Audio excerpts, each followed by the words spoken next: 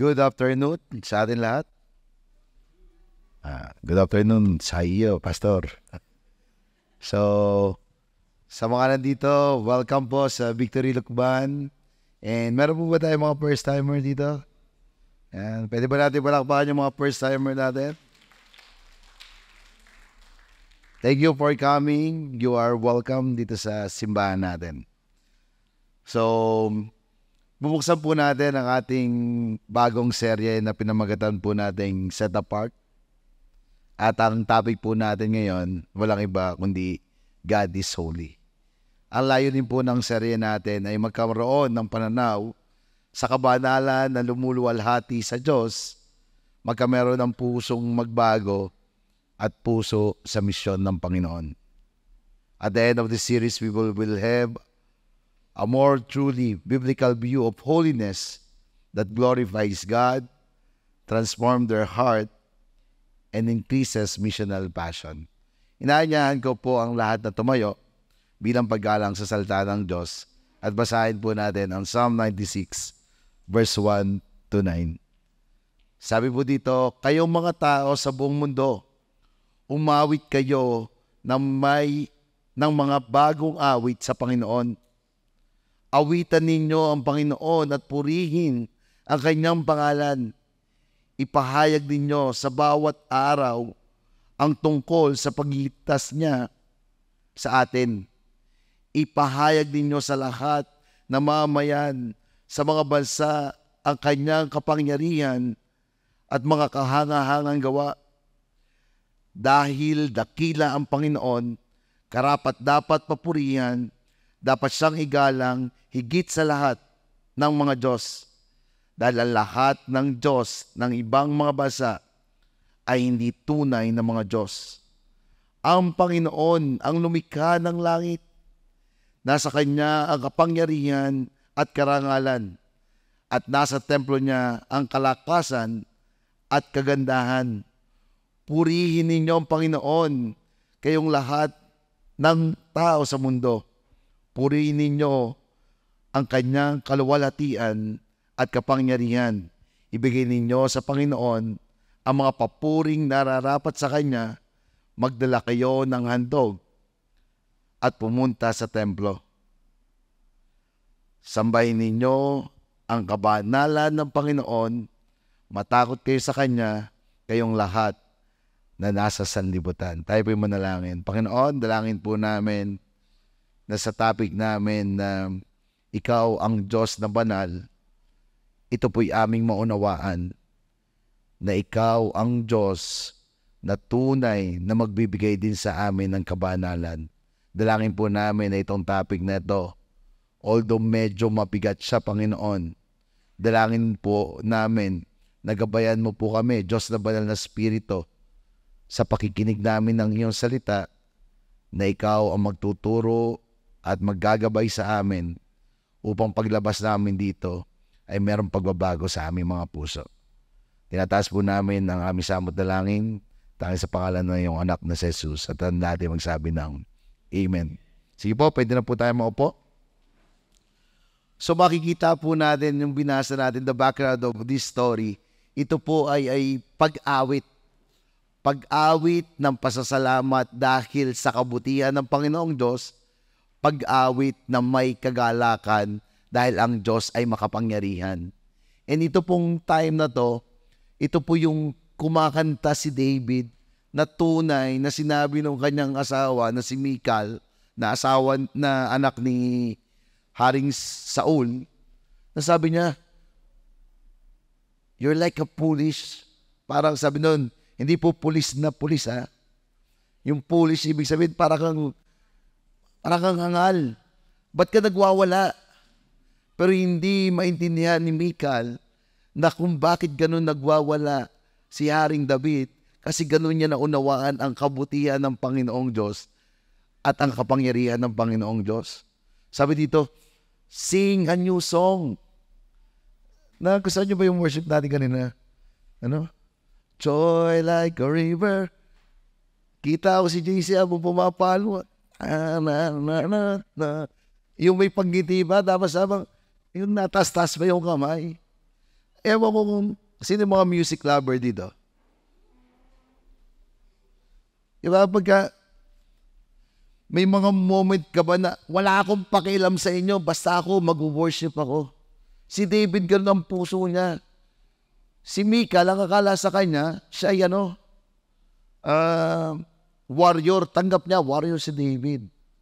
Tanggap niya na si David ay, kumbaga, parang handang pumatay para sa Panginoong Diyos. Pero nung nakita niya na talagang, siguro hindi ko alam kung na ganun si David. Papuri ka, Panginoong Diyos. Hindi ko alam kung anong niya, pero Psalm 96 is talking about praising and worshiping God who is good, God who is great, and God who is holy. E ngayon, ano ba ang ibig sabihin ng pagsamba sa Panginoon sa kanyang kabanalan? Kasi ito yun Ito yung puso ni David na nung kinakanta niya ito, meron siya ng puso ng pagsamba sa kaluwalhatian ng Panginoong Diyos. Yung bagang may amazing, yung mga parabagang ganon, yung may mga sitwasyon ba kayo ng buhay niyo na parabagang hindi mo makomprehend yung pakiramdam na yung parang sobra na, overwhelming pa, parang ganon. At this is the scenario of David when he sings song, nung may pagsamba siya sa Panginoong Diyos. What does it mean to worship the Lord in the splendor of His holiness? First, acknowledging God's holy nature and His goodness. Magkakameron po tayo ng pusong pagsamba sa kanyang kaluwalhatian pagka naunawaan natin ang kanyang kabanalan at ang kanyang kabutihan. Hindi tayo sumasamba sa Panginoon dahil ito ay nakaugalian lamang. Hindi tayo sumasamba dahil kailangan ito yung religious thing na ginagawa natin. Bagkus sumasamba tayo sa Kanya dahil siya ay Diyos na banal. The first attribute kung bakit natin siya sinasamba, dahil po ang Diyos ay banal. So, intindihin po natin, dapat daw po maintindihan natin yung kaluwalhatian niya, maintindihan natin yung pagiging kamahalan niya.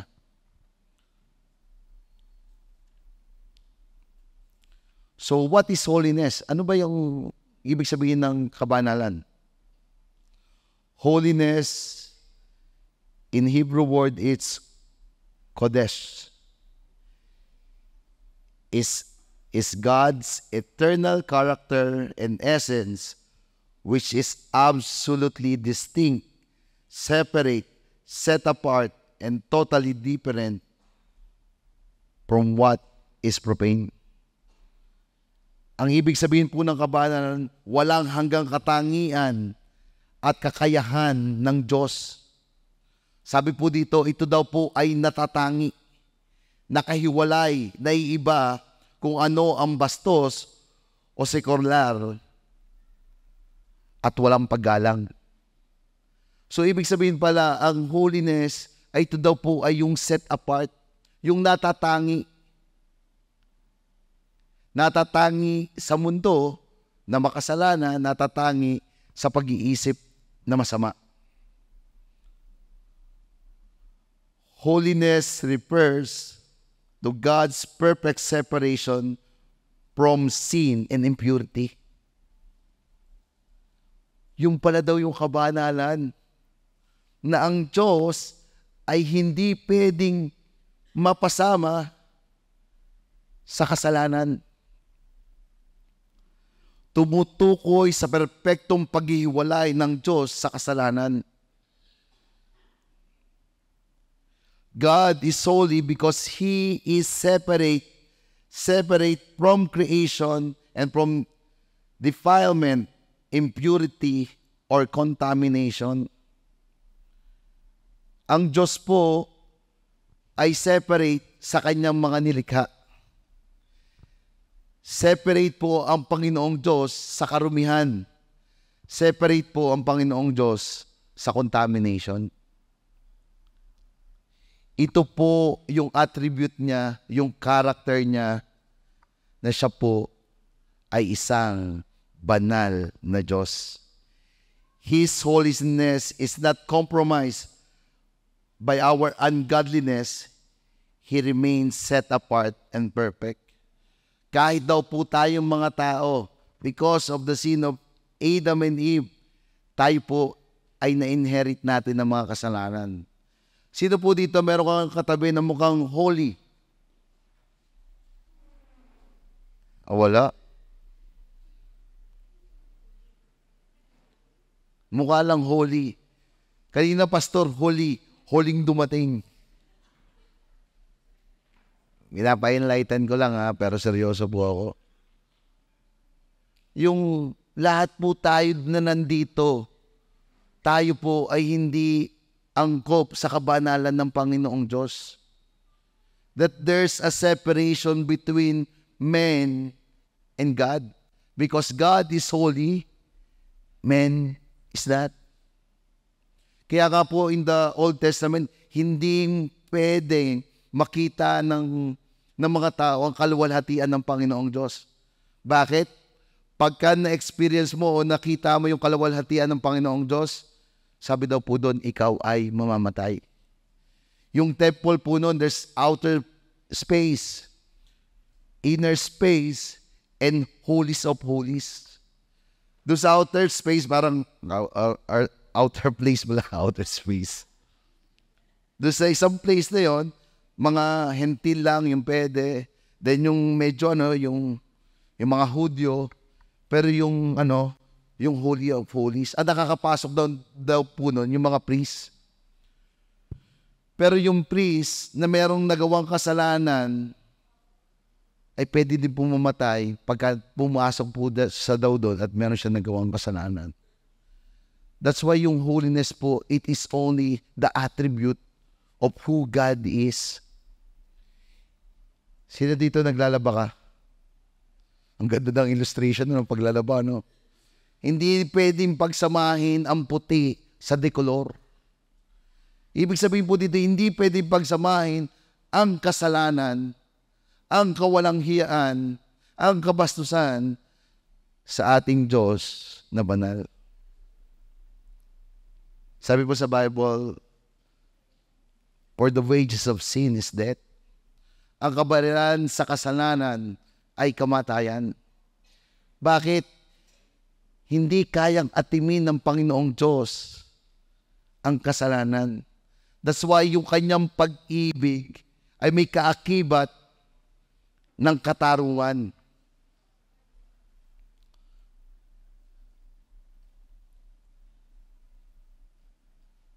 So yung kung ang holiness, ang ibig sabihin pala nito ay separation ng Panginoong Diyos natin sa kasalanan, siya pala ay ang Diyos na banal. Ano pa yung isang aspect ng holiness? The one aspect of God's holiness is His goodness.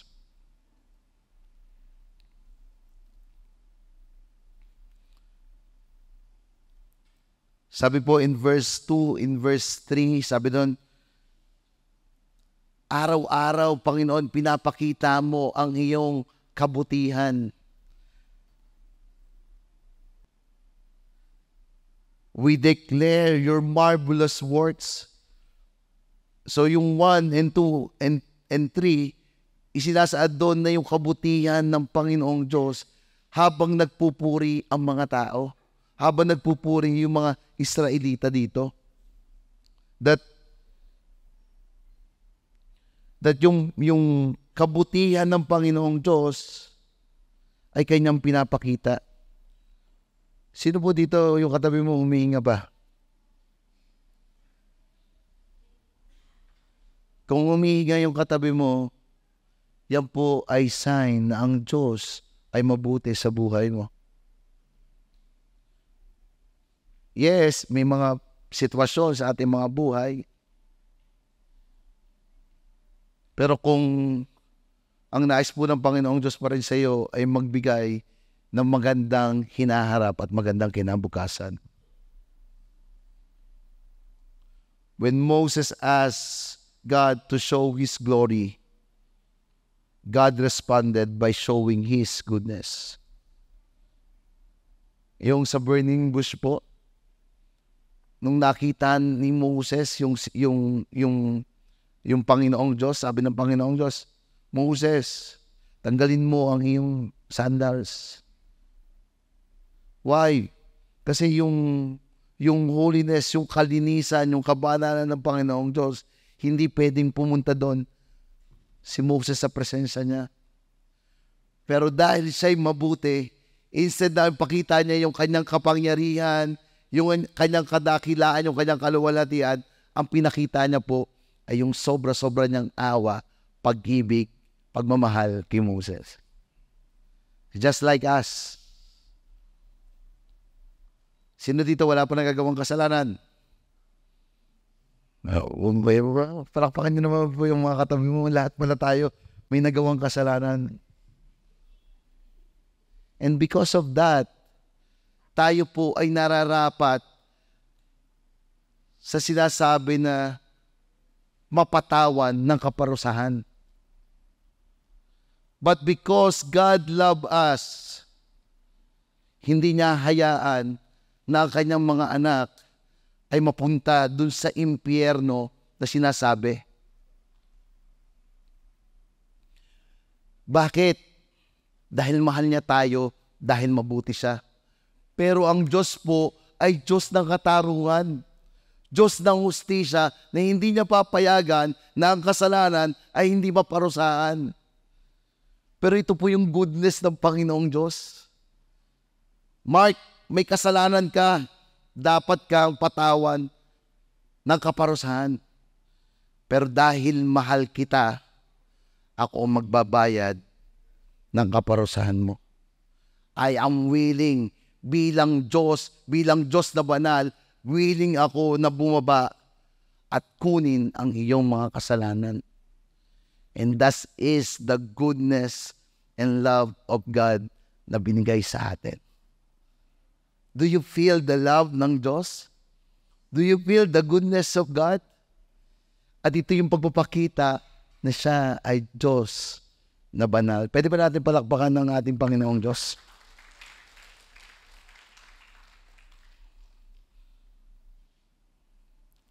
Ang kaluwalhatian at kabanalan ng Diyos ay makikita sa kanyang kabutihan. Second point na meron po tayo, ascribing glory to God in His greatness. So, ito naman daw po ay pagpupuri sa kaluwalhatian at sa kanyang kadakilaan. Kung kanina, acknowledging the holiness and His goodness, ngayon naman po pagpupuri sa kanyang kaluwalhatian at sa kanyang kadakilaan. In Psalm 96 verse 4 to 5, for great is the Lord and greatly to be praised. He is to be feared above all God. Grabe to. For all the gods of the people are worthless idol, but the Lord made the heavens. Sa pag-acknowledge po natin ng great ng Panginoong Diyos that He is great and glorious King, we come Him an offering na nagbibigay tayo sa Kanya ng regalo, at ang regalong ito ay yung pagpupuri sa Kanyang kadakilaan. Sabi po dito, ang idol ng tao o ang Diyos ng tao ay walang sinabi sa Kanya. Parang sinasabi niya, sa lahat ng meron dito sa mundo, ako ang pinaka makapangyarihan. Name it. Do you have a problem? May mahirap ba para sa akin na Diyos na totoo. Yung Diyos mo, yung iyong kinakapitan, maaari ito yung business mo, maaari ito yung talento mo, maaari ito yung abilidad mo. Sabi doon, walang panama ito sa akin. Mismatch. Kaya yung pagpupuri sa kanyang kadakilaan ay nandun.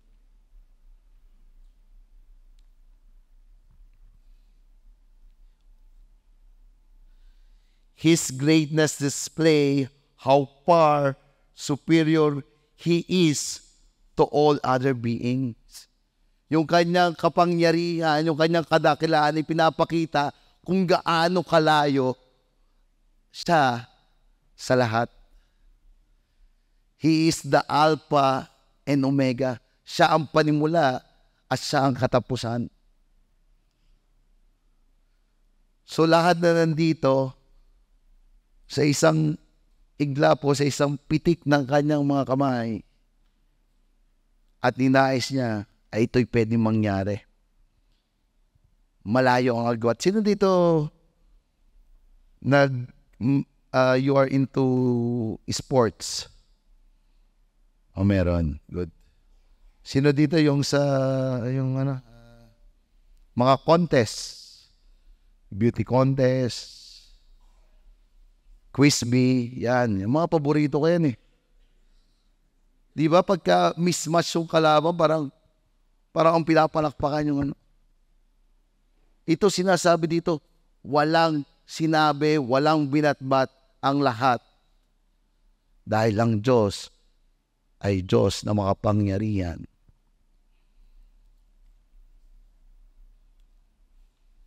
Because He is the only creator and sovereign God with absolutely awesome power.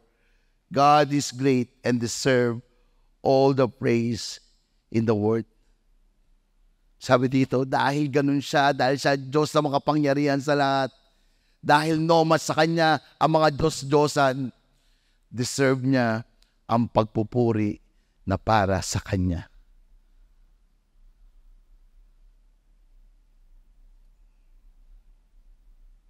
Papaano tayo magpuri sa Panginoong Diyos? Lal, kung bibigyan kita ng singsing na 299, alam niyo ba yung anong yun? Yung 299? Tunay naman siya. 299. Ano sabi nung iba? Hindi ako papayag, nagkameron ng experiment. Papayag ka ba na bibigyan ka ng peke, yung 299? Hindi ako papayag. Bakit? Ang presyo ko ba? Ganun lang sa kanya. Mahal niya ba ako? Kung mahal niya ako, dapat 299,000. 299 million.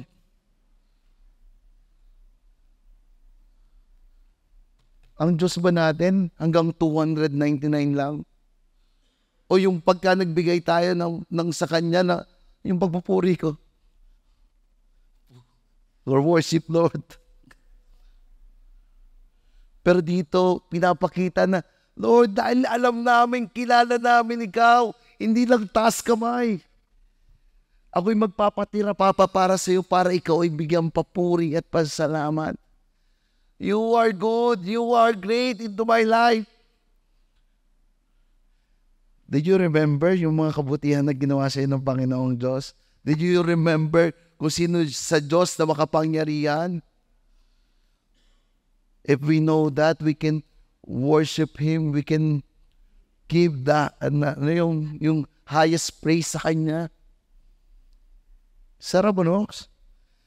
I don't know, every time si David nag-worship, hindi ko nga sabi ko, ano kaya pumasok kay David at nagkaganon siya? Maybe he's not focused dun sa mga tao, but nakapokus lang siya sa Panginoong Diyos. Ano man sitwasyon, ano man problema, alam ko, Ikaw ang pinakamalaki, Panginoong Diyos, Ikaw ang pinakamakapangyarihan.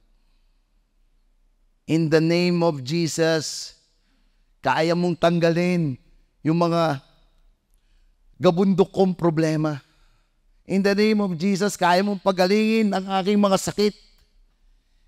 in the name of Jesus, kaya mong pabaitin yung katabi ko. There's a power in the name of Jesus. Anxiety, grades. Ang tanong, meron ka bang willing? Handa ka bang ibigay ito sa Panginoong Diyos? Alam niyo po yung ibig sabihin ng ascribe of His holy, glorious and greatness? Ang ibig sabihin daw po nun, regalo. It means, hindi lang natin i-acknowledge, but yung buhay natin ay regalo natin dahil kilala natin kung sino yung Panginoong Diyos natin. Ang tanong, pang 299 lang ba? 299 na naman. Ang tanong, kalahati lang ba ng puso mo or 1/4 lang ng puso mo yung ibibigay sa Kanya? Yung the rest. Lord, hindi na ito for holiness. Ito lang. Itong pakarampot na to. But if you understand His greatness, His holiness, ibigay po natin yung 100% ng ating mga puso. Amen po ba? Sino dito gusto mo ibigay yun? Sige. Can we say amen? Amen. Sabi mo, Lord, yun na yung puso ko. Tanggalin mo na siya. Lord, yun na yung isipan ko. Tanggalin mo na yung mga plano ko na kung hindi ito inaayon sa iyong plano, tanggalin mo na to, Lord. Totally, I want to ascribe everything to you because I know you. Kasi itong mundo, wala. Sakit, pagdurusa. Sino dito may nanliligaw na sa'yo? Yung pagka nakita mo, kinikilig ka. Tanong nyo sa mga may asawa. After nyan. Pero honestly, lagi namin po sinasabi kung ikaw ay estudyante pa, single pa, mas maganda ngayon, maintindihan mo muna kung gaano yung pagmamahal ng Panginoong Diyos. Pagka naunawaan mo na yun, nagkameron ka na talaga ng pagkakaintindi ng pagmamahal ng Panginoong Diyos, alam mo, hindi ka pipili ng mga basta-basta. Yung mga just lamang. Pipiliin mo, Lord, I pray yung best among the rest. Tama yung asawa ko. Joke na po yun, joke na. Let's go to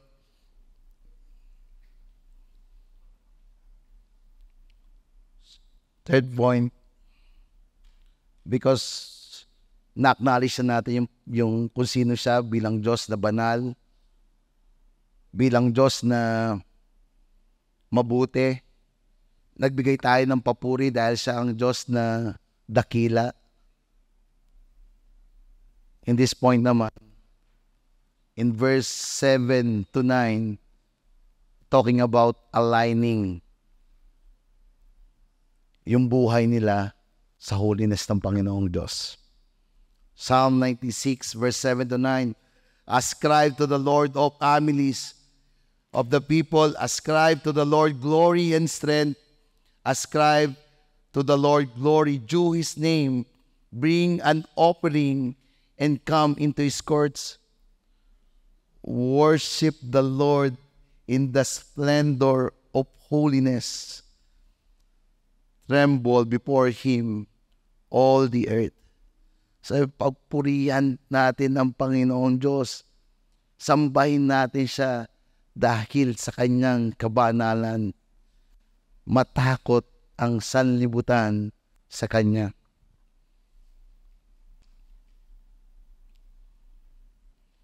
Ang pag-unawa sa personal na kabanalan ng sangkatauhan ay nakabatay sa kabanalan ng Panginoong Diyos. Hindi tayo banal dahil sa gusto natin gawin o sa gagawin natin para ikaw ay maging banal. There's a lot of misconception about holiness. They think, pagka ang buhok mo ay mahaba, ikaw ay banal. Na ano ba kayo nun? Yung iba yung holiness nakabase sa kinakain. Dito po sa Victory, bawal kumain ng dinuguan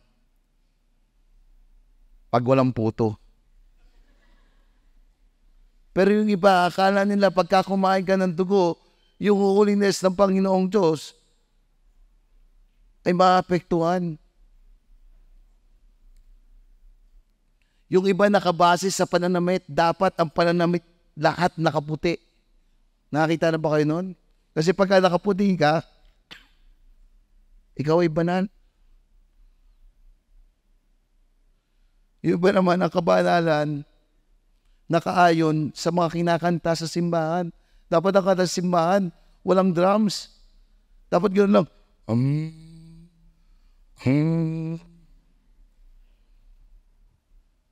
Pero ang tunay pong kabanalan ay tumutukoy sa ating buhay, sa ating iniisip, at sa ating pagkilos. Ano ba daw po yung ating kinikilos?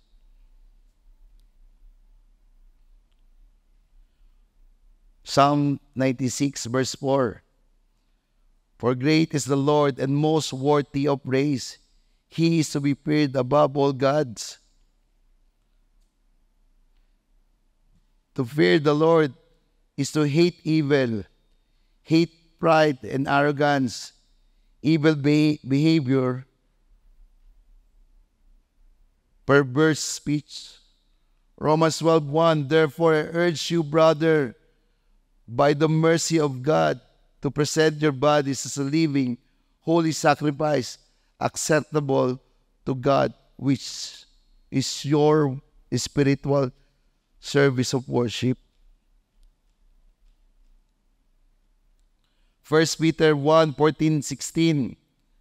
As obedient children, do not conform to the evil desire you had when you lived in ignorance, but just as He who called you is holy, so be holy in all you do, for it is written, be holy because I am holy.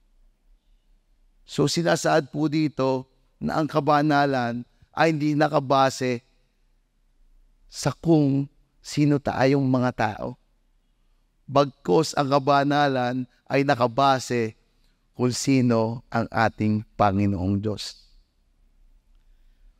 Holiness is who we are, not what we do. Ibig sabihin, ikaw po ay banal dahil ikaw ay ginawang banal ng Panginoong Diyos. Holiness is something that we are. Hindi po pinag-uusapan yung ginagawa mo. Pero pinag-uusapan po dito kung sino yung ating Panginoong Diyos.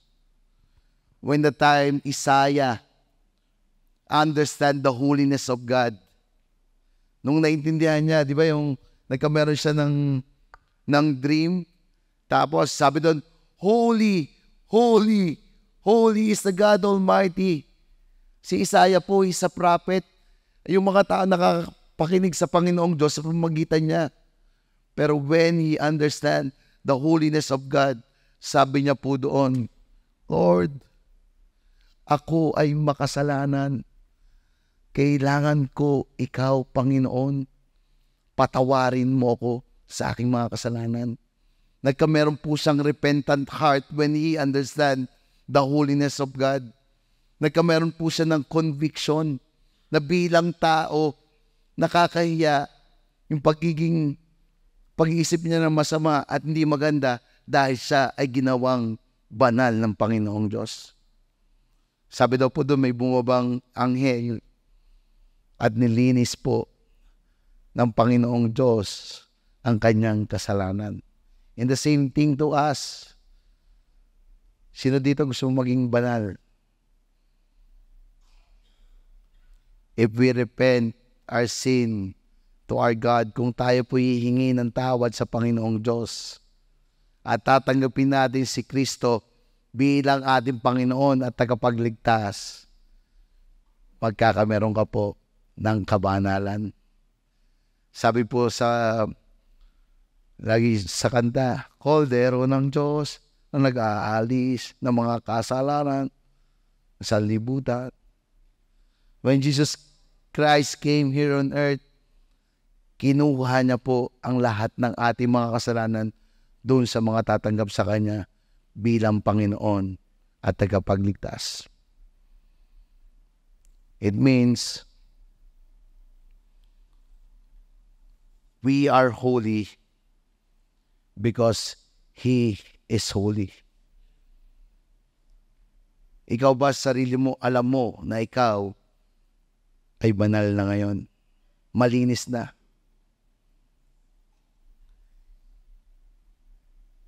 You are holy because yung Diyos na nagligtas sa atin ay banal. Mark pa rito. Si Mark po, makasalanan. Yeah. Si Kristo, hindi ako si Kristo ha. Baka mamaya sabihin nyo, sabi sa Victory, si Kristo nandun si Pastor ha. Illustration lang po ito. Si Kristo, bumaba sa cross ng Kalbaryo, bumaba sa langit, nagkatawan tao para kunin natin mga kasalanan. When He died on the cross, nakikita niyo pa si Mark? Nakikita.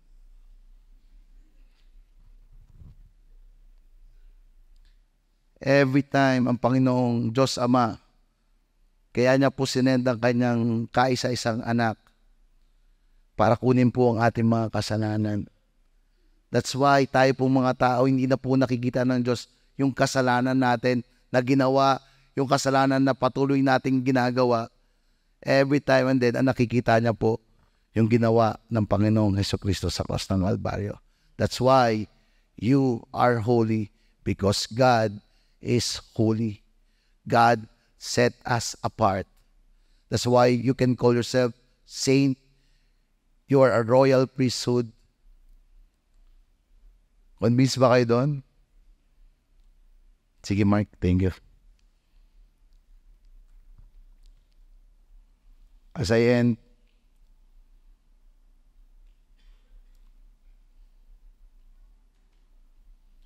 if you are willing, ang kabanalan po ay if you are willing na ang Panginoong Diyos ang magtra-transform sa iyo. It is by the grace of God. Can we all stand up today?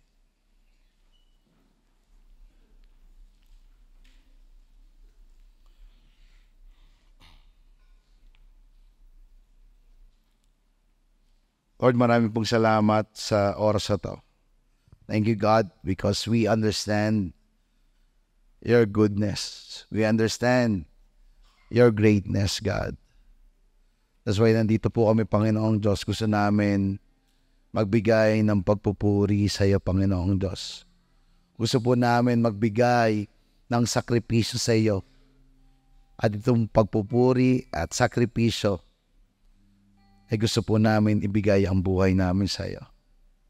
If you are here today, that you understand yung good news, naintindihan mo yung good news, na ang Diyos, na si Kristo, ay bumaba dito sa atin, sa mundo, para kunin ang iyong mga kasalanan. As everybody close eyes.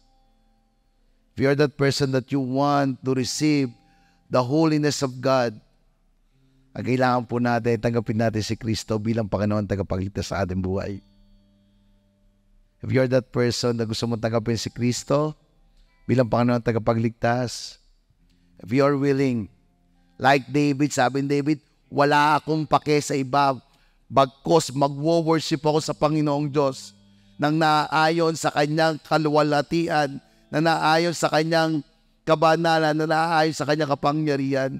If you are that person na nandito and you are willing, Lord, gusto kong isuko ang buhay ko sa iyo. I am willing to give all to you. If you are that person, can you raise your hand? Yes. Yes. Yes. Thank you, Lord. Yes. We're not in a hurry. Sige, be proud. Ang tao nakatingin sa panlabas, pero ang Diyos nakikita po niya yung ating mga puso. Yes. Let us pray. Lord, nakikita mo po yung mga kamay na nakataas. Ito'y senyales, Lord, that they are willing to give everything to you, Jesus. Lord, we accept you, Jesus, as our Lord and Savior of our life. And we know, God, you died on the cross for all of us. But those who accept you as Lord and Savior is only na maliligtas. That's why, Lord, thank you for the people that nandito sila, nandun yung kanilang katapangan, tatanggapin ka nila bilang Panginoon at tagapagligtas. I pray, God, today, nabigyan mo sila ng panibagong buhay. You said your word, 2 Corinthians 5:17, if anyone is in Christ, he is the new creation. The old has gone, and the new has come. Lord, we pray, doon sa mga tumanggap sa iyo ngayon, kakanta sila ng panibagong awitin. Awitin na may pagpupuri kung sino ka aming Diyos. Lord, thank you, God, also. Sige, baba niyo na po yung kamay niyo. Lord, thank you also for all the person who is here. Nung binabasa ko po yung scripture at nung nag-aaral po ako, nag-end up po ako na umiiyak. Ganun po, nakita ko at na-appreciate ko ang sobra-sobrang pagmamahal ng Panginoong Diyos sa pamamagitan ng kanyang kabanalan. And hope today, hindi po dito natatapos yung kabanalan ng Panginoong Diyos, but kung ito'y makita po sa ating mga Kristiyano, ang kanyang kabanalan. Every time we surrender our life to Jesus, every time we make time reading the Bible, worshiping Him, yung relasyon po natin sa Kanya ay lumalago. It means the glory of God is really transferring into us. The more we know Him, the more na nagiging katulad po tayo ng Panginoong Diyos.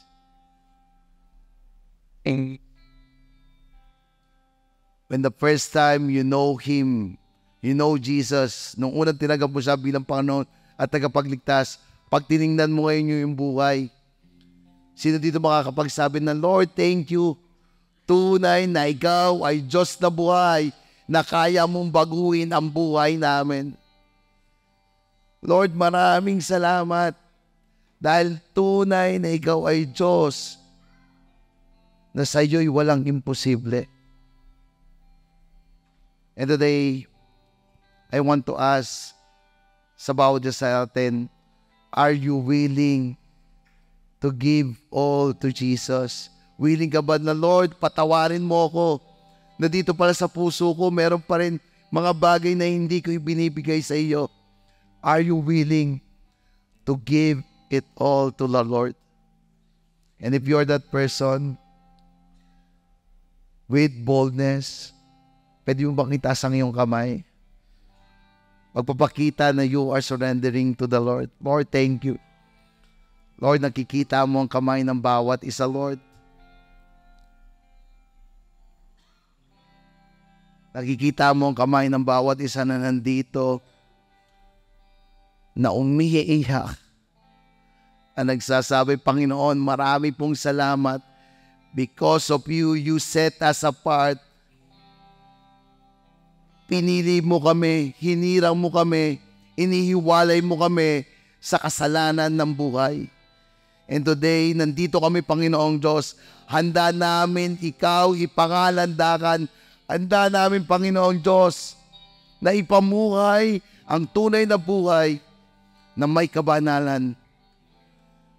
Lord, sorry for all the things na itong mga bagay nito ay nakakasakit sa iyo dahil ikaw ang Diyos na banal at ayaw mo ang kabastusan, Ayaw mo pag-isip na masama. Ayaw mo nang magagalitin. But Lord, hindi namin kayang baguhin ang sarili namin. Tanging ikaw, Panginoong Diyos, ang iyong grasya ay sapat. And if you are that person today, God is setting you free. Lord, thank you for the freedom. Lord, thank you for the freedom na kami, Panginoong Diyos, ay magiging banal. Patuloy at patuloy kami naming sasaliksikin ikaw, Panginoong Diyos. Because dapat at karapat dapat ka makapurihan. Lord, ang papuri namin ay binibigay namin sa iyo. Can we sing this song katulad ni David? Now, I don't care, Lord, sa katabi ko ngayon. Pero ako ay magpupuri dahil alam ko na nakikita mo yung puso namin at karapat dapat kang bigyan ng papuri at pasasalamat. Let's sing this song to the Lord.